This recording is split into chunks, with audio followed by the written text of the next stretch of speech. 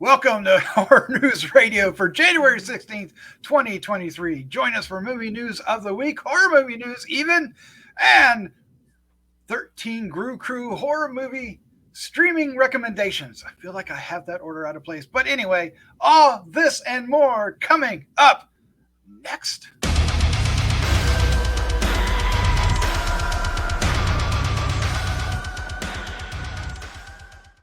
How to Ruin an Intro 101. All right, I am your host, Doc Rodden, and this is H&R, the official Gruesome Magazine Horror News Podcast.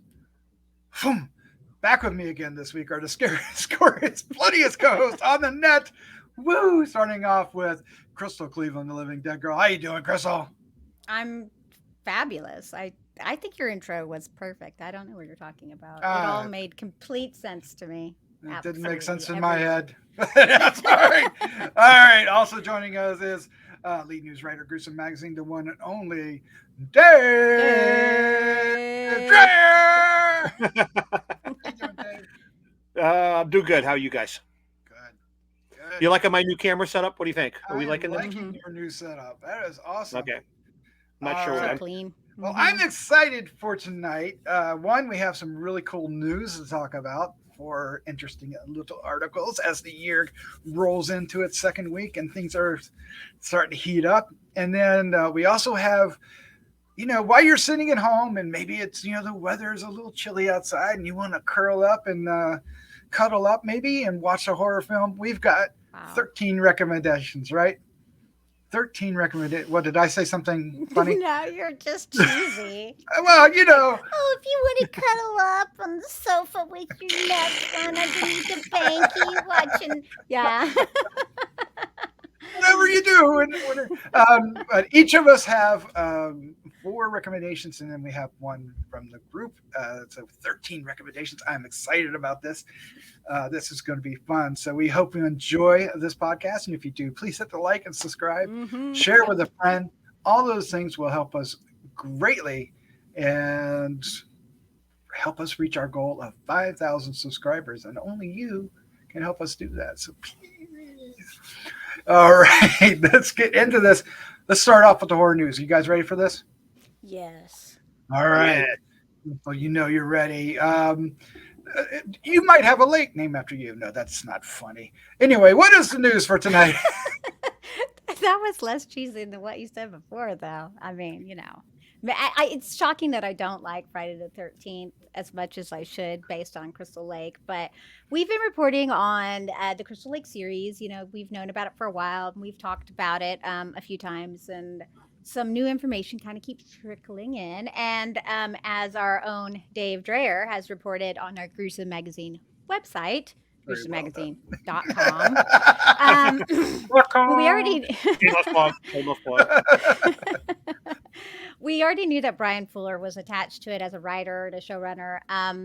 But recently, Dave has discovered that Kevin Williamson was signed on to pen an episode.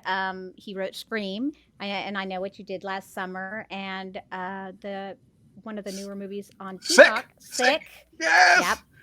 And you can check out our review of Sick in a couple days. And also the woman who is famous for beheading Mrs. Voorhees in the original, Adrienne King, is on board, and she's going to have a recurring role. So that's really cool. Not much else has been reported, but as soon as something else comes in, we'll let you know. So I think that's exciting. I mean, Kevin being on board, I think is a real win. But only one episode, that's too bad. I hope he writes another one. Yeah. Yeah. Wouldn't it be interesting, Dave, if Adrienne King actually played Mrs. Voorhees? Wouldn't that be kind of a interesting twist? That would be I guess that's one way they could go. I mean, she obviously can't play her teenage self. I mean, she's obviously much older now. Yeah. So I don't know if she's going to be maybe recounting. I see her maybe more as a narrator of like her recounting. Ooh, that could be interesting. But nobody knows for sure. We'll have to wait and see. Should be going, you're all doomed, she could say. There's a death curse. I mean, because, okay, so this is going to be, it's pre-Jason or? Yes. right? So Well, we're being told it's a prequel. Jason, basically. right, it's pre. At least, I mean, it might have little Jason in it running around. I don't know where they're not allowed to pick up. I don't know if they're allowed to have Jason technically. Well, I And read I don't know what the in that same article, they were saying that Victor Miller was also on board, so he's involved. He's the one that's been tying up everything at court, so he's a part of this as well. So they should be pretty much able to do whatever they want to do. Maybe they just have to stay away from Jason, you know what I mean, or the hockey mask. Right. Interesting. So yeah, because maybe they can. There's a lot of lore there, but of course, I don't know. Well, I don't know. TV's been really good at doing these prequel-y things or extension of the TV shows in the past decade. You know, they did the Exorcist show, which was really good. The Hannibal show was really good. And then, of course, I don't know if you guys watch, oh my gosh, what is it? Bates Motel. Oh, I love Bates Motel. Bates Motel. Very good. All right. Well, moving on, you would think I would be doing found footage, but Dave brought this to our attention. So, Dave, what news do you have? And you have 2 in a row, so take it away. 2 in a row. Oh, my. Yeah, I started hearing about this film, The Outwaters, a couple days ago, actually. Just all of a sudden, around the horror boards, if you will, people started talking about this Outwaters. And I think I even texted you, Doc, and I'm like, you did? You hear about this movie, The Outwaters? and then, lo and behold, comes the news that we're going to get a theatrical release for this. The trailer is actually quite good. If you get a chance, head on over to Gruesome Magazine to check it out. Did you watch it, Doc? I did. What's found footage? Yeah. Were you salivating? Were you? Yeah. I mean, I'm very, I'm found footage. I'm sold just with that alone. So I still am trying to figure out what it's about. The synopsis is just that a group of folks go out to make a music video in the desert, and shit gets weird. That's pretty much. They start hearing noises and stuff, and then I don't know if they get attacked. I mean, if you watch the trailer, it's obviously something horrifying happens to them, but we really don't know. It says the film plays out over 3 memory cards found in a sun-drenched section of the Mojave Desert. The footage was within is of a foursome who set out to make a music video while camping. Led by a charismatic LA filmmaker, their trip starts out uneventful, though their peace is occasionally disrupted by unexplained sounds, vibrations, and unnatural animal behavior. Then one night, everything changes, sending the foursome on a mind-bending trip through terror. Mind-bending. It's a Tremors that sounds sequel. Interesting. It really does. The tagline's good too. We all die in the dark, which I like. Yes. Yeah. I do like that. So the good news for most of us is it's going to be hitting a theatrical run on February 9th, but it's also going to be coming to Screenbox because this is one of the bloody disgusting flicks. So they don't say that it's coming to Screenbox on the 9th, but I'm thinking we'll probably see it pretty shortly after this limited theatrical run on February 9th, unless it does the Terrifier 2 thing and just takes off and they just keep leaving it in theater. Man, Screenbox is making a play. They're doing good stuff. They bringing original content in pretty solid since about the last fall. Yeah.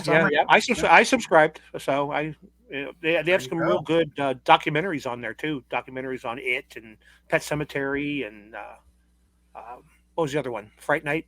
Good stuff. But this looks promising, I have to say. So head over to Gruesome Magazine, check out the trailer, and see if you're terrified. Actually, the guy in the picture kind of looks like you, Doc. That I posted up there to advertise the post. Kind of looks like you. I'm thinking it might be you. Uh-oh. Is he moonlighting? Are you moonlighting, Doc? I'll never tell. The other piece of news we posted up was about a new Kane Hodder project. This one is called Kill Her Goats. Oh, not killer goats, not killer goats, but Kill Her Goats. The greatest of all time. Yeah, of course, clearly. Kane will be playing the big baddie, known as the Goatman. In the trailer, we do get to see him, and he's definitely kind of looks like a minotaur in a way.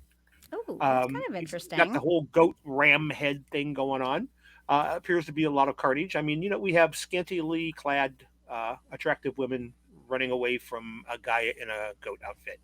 I mean, how can we go wrong, right? And what screaming, Dave? That was so funny. Real short synopsis. When Audra receives her dream home as a graduation gift, some uninvited guests quickly revealed displeasures towards the home's new owner. That's it. That's what we got. It's coming out in the spring in a 4K Ultra HD, Blu-ray, and VOD. No date, but apparently this will not be theatrical. It will only be VOD, or you cough it up for the Blu-ray. Killer goat. The trailer's up at Gruesome Magazine. Go check it out. It's kind of fun. I think you watched it, didn't you, Doc? I did. It did. It's very 80s slasher-y kind of fun with, yeah. There might be, there's a lot of flesh floating around. There is. And I don't know, other than the Goatman being the big bad guy, I'm not really sure what goats have to do with it. I'm not sure, but we do see some goats running around. There's real goats, and they're running around the house and running around the yard. And what does that woman say, Dave? I tried to get you out of it earlier, but wasn't. Oh, yeah, just like somewhere in the trailer, she just like stops in the middle of the trailer and goes, "Why are there goats here?" Or something to that effect. I don't know if it's gonna be like a meta thing, or I don't know what's gonna be it. But again, Kane Hodder killing sexy young women. You have to go. That's a good recipe. Yeah. That's very good. Yeah. Crystal, you gonna watch it? Yeah, I love cheesy. It's gonna be cheesy. I love cheesy horror. So yeah, I'm in. Even if it's bad, it's usually pretty good. That's the way that goes. Mm-hmm. So yeah, so two fun ones though there. Two fun ones. But the last article we have comes from Bloomberg. It doesn't come from our site, but hey, everybody's reporting about it, and I'm excited. It has two of my favorite things: Universal Halloween Horror Nights, and Las Vegas, baby. And Universal is taking Halloween Horror Nights to Las Vegas for a year-round event. It's going to be okay. year-round event. Like yes. I was trying to think park. Well, so it could be like a park. Yeah, I guess it is, because it's going to have a couple restaurants. It's going to have a couple, shops and stuff, and then whatever they're envisioning for, this house or houses, we don't know. We know very little. What we do know is that it's going to be located just a couple blocks off the strip, just on the other side of Highway 15. Along with Area 15. I don't know if you guys are familiar with that. 15? It's a really cool, bizarre. Is it like an alien thing? Sort of, but not really. It has all these really artsy in a good way. Ways of presenting fun things. They have a couple of stores, they have a restaurant, they have a bar in the middle. But the main thing they have there is the Omega Mart. And you guys have probably heard of Meow Wolf's Omega Mart, which is in the front of it is a store with all kinds of goods that are parodies. They're all parodies. It's like a whole shopping stuff of parody stuff and fun stuff to do. But if you go through if you find the special doors, which you will, because everybody else is going through them, you go back into the behind the store, and there's all kinds of like things to walk around and slides and things to crawl up. It's really crazy. Look it up. But they are expanding, and part of the expansion is going to be with Halloween Horror Nights. So they're going to be another 110,000 square feet of Halloween Horror Nights there all year round in Las Vegas. Does that sound fun? I think it sounds fun. Mm-hmm. I think it sounds fun. Now, I don't know, you guys Halloween Horror Nights is a blast. They always do these crazy houses. They do themed houses. So I would imagine that they're going to do themed houses. And I would imagine, I can't imagine they would only do one. I would think they would do at least two. They might have changing ones, just like the normal Horror Nights does, right? Like different something. Maybe they'll have I don't know. I don't know how they're going to do it, but it doesn't sound like a particularly large complex. I mean, large, but it's not like, oh my god, large. So they're either going to be changing things out, or it's just going to be a static attraction. Yeah, who knows? Who knows? But and then I guess you only do it at night. So what do you do during the day? I'm sure they've worked all this out, and we don't know yet because they just announced it. Because they announced They it could along just with. open at night, though, right? I mean, They that's could. possible. Well, They could. it's Vegas. Yeah, Vegas. absolutely. When is the hot time in Vegas? Mhm. During the night. So Yeah. it's certainly going to be something that us fans of horror will want to go see when we visit Vegas. There's a lot of cool stuff there. There's Nightmares. The Toys is there with their Nightmare Cafe. There's was it Bacon's? Yeah, haunted thing? she's got to be thrilled that that's going in there. Good lord, you talk about driving business to her. Yeah, it's not. I don't To think her. it's too far from where she is, where that store is. Yeah, Yeah. Nightmare Christie Yeah. has. I didn't care out for there. the artwork they shared.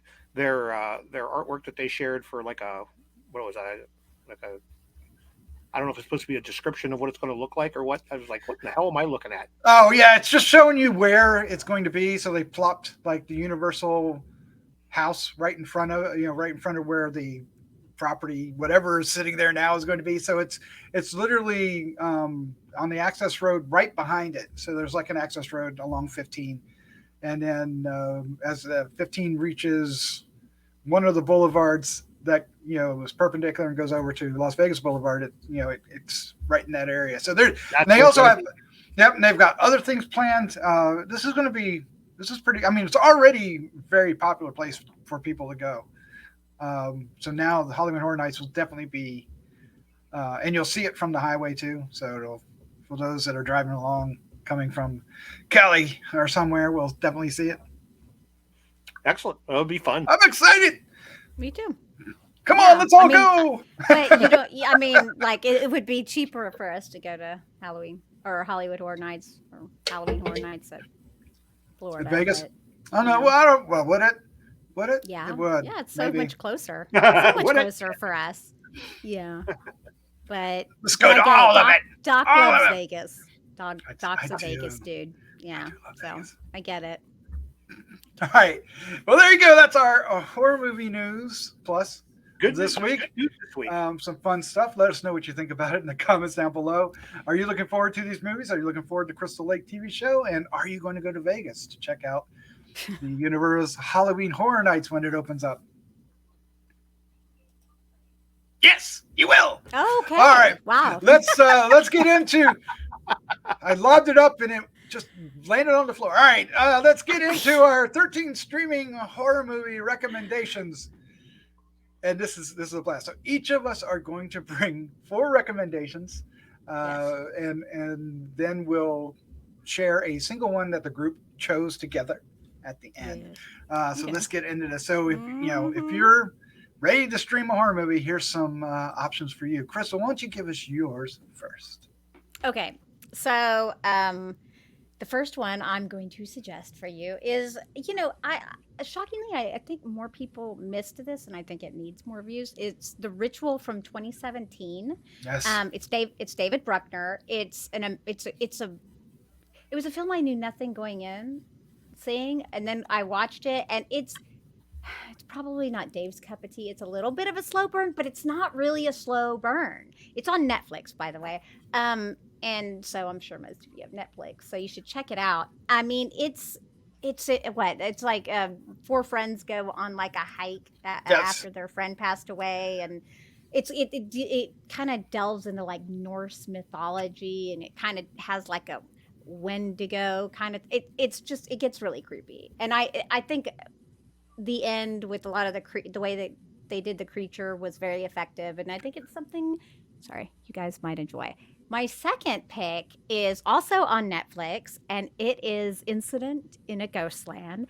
And if you don't know, it's by Pascal Laugier, who is really infamously known for Martyrs, the 2008, not the remake. And this movie really, I know there was a lot of controversy surrounding it, so I'm going to just like not deal with that aspect, but just take the movie as itself. I think it's really pretty genius. I mean, it's yeah, he's really raw with his subject matter and the way he films, and I really was a little disturbed by this film, but also just so drawn in. I mean, if you liked Martyrs, this isn't as gory and gruesome as that, but still the subject matter is very dark.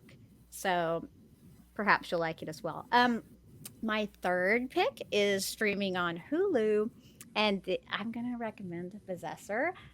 If you know, I'm a huge Cronenberg fan. Well, this is his son, Brandon, and I loved this film. It's gory and it has some body horror and it's weird and some of you may not understand parts of it.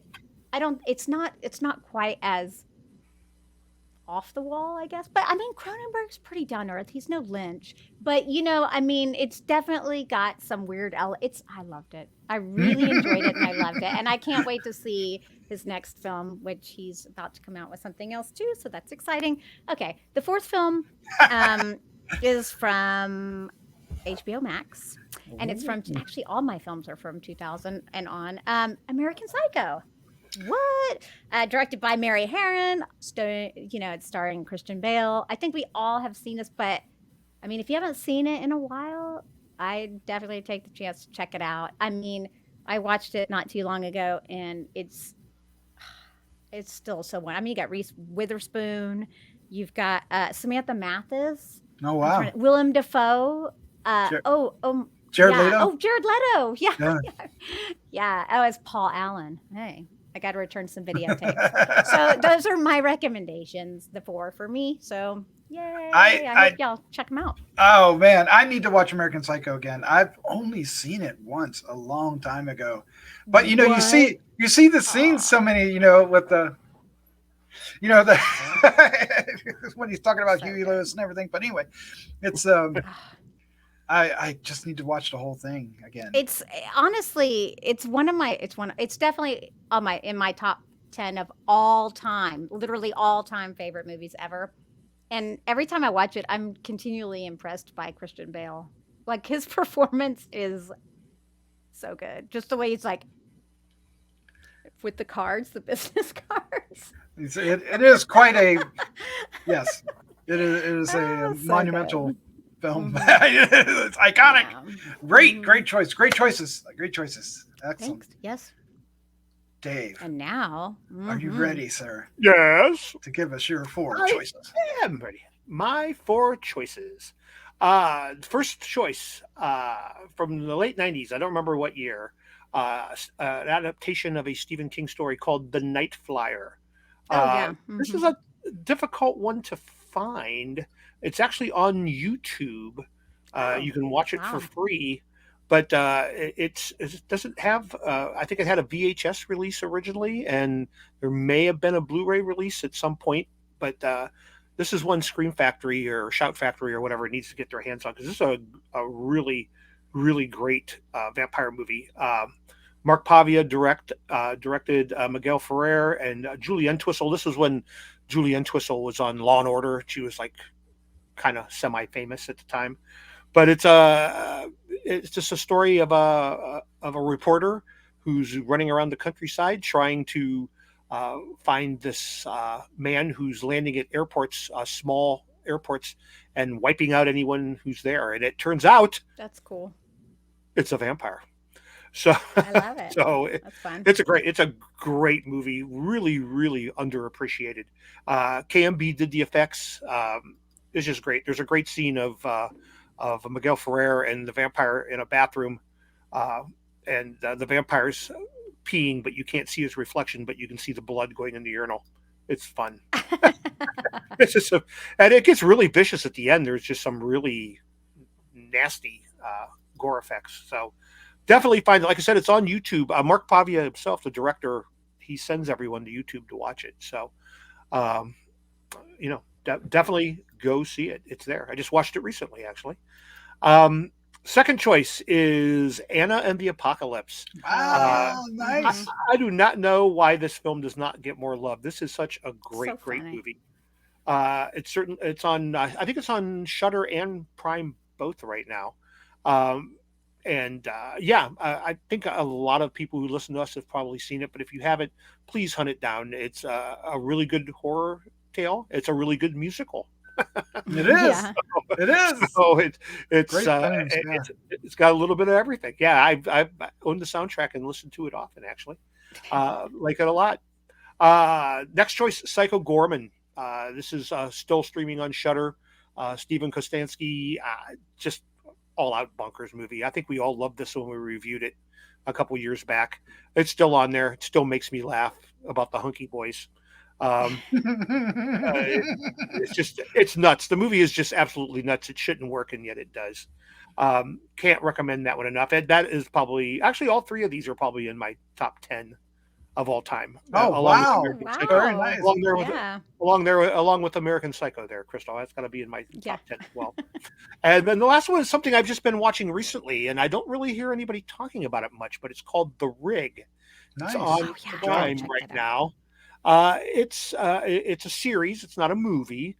And it's kind of a cross between The Mist and The Fog, and with a little bit of Lost thrown in. These people are on a oil well out in the middle of freaking nowhere, and all of a sudden this mist rolls in, and shit gets weird. Oh, I can't wait. So, okay, I'll check it out. Yeah. So it's good. I kind of fear maybe they got the same thing going on with Lost, that they don't really know where they're going with this.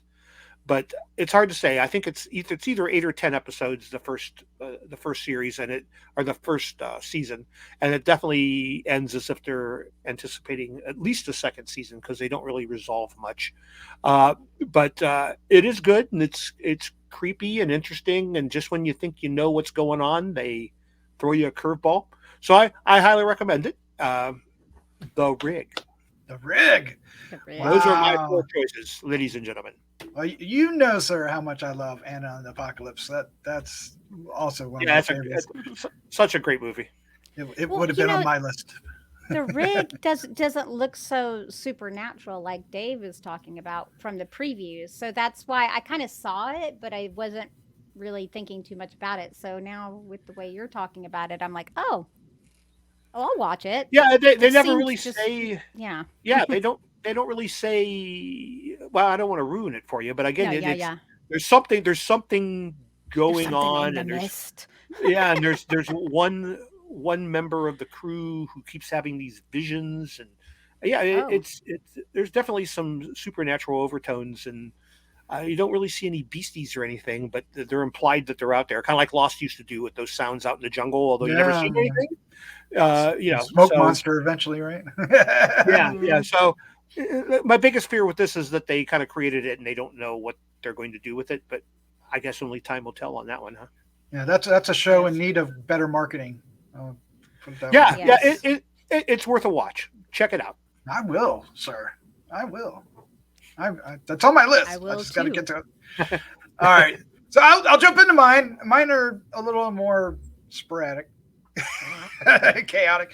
So the horror historian in me picked out Freaks from 1932, which is on HBO Max. That's one of my favorite movies of all time. And and just if you haven't seen this movie, the story itself is just kind of a classic story that you've probably seen retold in different ways, but this is the original one, and it was very controversial at the time, and then for a good time after that. I think now what was controversial about it? The use of back then. It was still that in 1932 they had an issue with that. I'm shocked. They had the issue with the murder. Okay, see, I don't think they had an issue with what you're thinking they had an issue with. But later they had issue with using of course the actual freaks, because they actually but that's freaks. That's a more modern issue, because I just don't think in 1932 that they cared much about people. Oh, I don't say that. That's not true. But it's definitely it's really well made. James Whale, right? James Whale. Let me make sure I got that right. Yeah, James. Todd Browning. Todd Browning. I get to. Why did I do that? Todd Browning, not James Whale. Forgive me. Did you know the two little people that are boyfriend and girlfriend are actually brother and sister?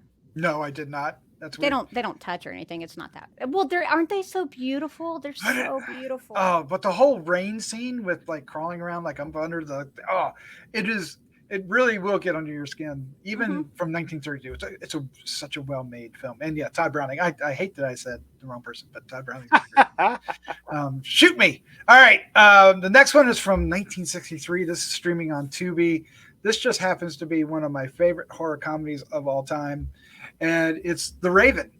Roger Corman, inspired by Edgar Allan Poe, maybe. Penned by Richard Matheson, a very capable and famous writer. But the cast, just check out this cast alone. We got Vincent Price, Peter Lorre, Boris Karloff, Hazel Court. Now, if that wasn't enough, we also have a very young Jack Nicholson. Oh wow! In one of his earliest roles. Oh my god, it is delightful. It's funny. It's basically a duel of wizards. Okay. And Boris Karloff, Dr. Scarabus, is looking to usurp Dr. Craven, which is Vincent Price, and they just have to go battle wits, and it just has a lot of cool stuff in it. Olive Sturgis plays his daughter, Estelle, and of course Jack Nicholson has a little bit of a crush on her, and then they have to go to the castle, and Craven lost his wife, but they seem to see her at Scarabus's castle. So what's that all about? It is a delight. It is a delight. It's got great actors. It is funny. Roger Corman outdid himself. This also started, if I'm not mistaken, Dave, the Corman Poe series of films was a success of this. And also, an interesting note is they at the end of this, they ended up having more days that they paid for with Boris Karloff, and they used that to film a film called The Terror without a script. And they just filmed some scenes with Boris Karloff real quick and then filmed the rest of it. And Jack Nicholson was in that. And if you've never seen that movie, it is the most bizarre but yet effective movies for what it is out there. But anyway, this is The Raven. So enough of the history. Let's get back to the aughts, shall we? This movie is one that the next one is playing on Hulu, and it's one that I really liked. It really had an effect on me. It really creeped me out. And it's a thing called Splinter from 2008. And I don't hear a lot of people talking about it. Toby Wilkins directed it.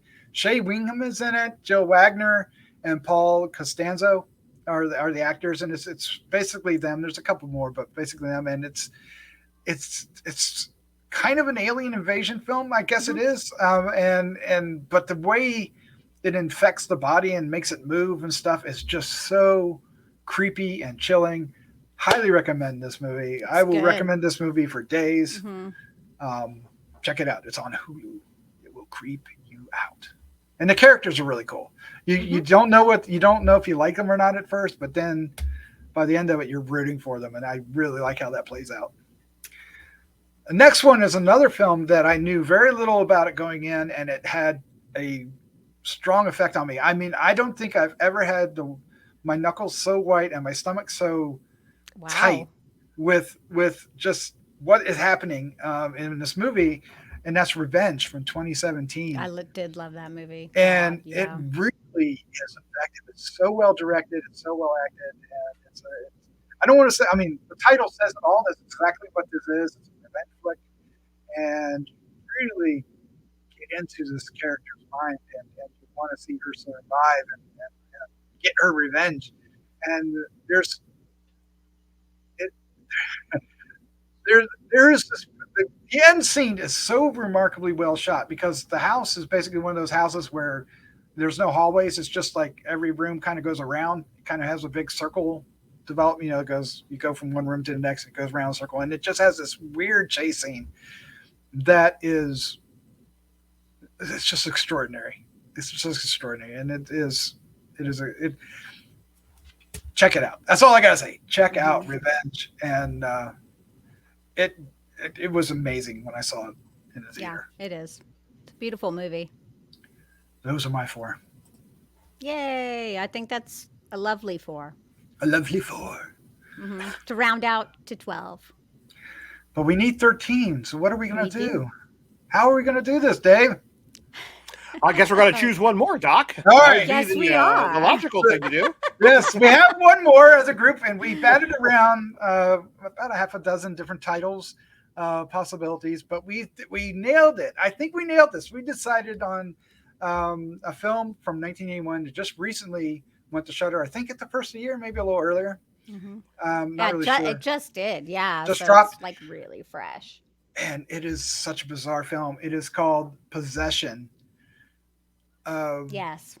And we recently, didn't you recently review this? Are you going to review it on Decades Horror? So here, Possession is with Sam Neill. And let me tell you, it's about a couple who are having marital troubles. She's having an affair. The husband is obviously disturbed about it, and so he, tries to confront the guy that she's having an affair with, and it doesn't turn out well for him. As it turns out, the wife really starts to go. She starts to have some mental things happen to her, and what she's hiding is much larger than any sort of affair. And if you like Lovecraftian things, if you like Cthulhu type stuff, and if you like weird, creepy, tentacly sexual weirdness, I think you perked up the ears of most of our audience with that. Yes. Then you'll love this. So we did this on Decades of Horror 1980s. So you can actually check the gruesome videos out about that, because this movie is it's wild and it's wonderful and it's weird and crazy, and I didn't know what to expect, and I got so much more than I expected. Sam Neill's performance in this, by the way, is just phenomenal. He's almost a bad guy at points. So that I found that really fascinating. The ending is phenomenal. Like I said, it's for a long time you could not see this film. Like they didn't have it anywhere. And so it's exciting that we can watch it again. And it's I don't know if Shudder has it in 4K, but they did just release it on Blu-ray in 4K. So I think it's definitely one that people need to check out and catch. I don't know how long it's going to be on Shudder, hopefully for a long time, but sometimes these things come and go. So yeah. Yep.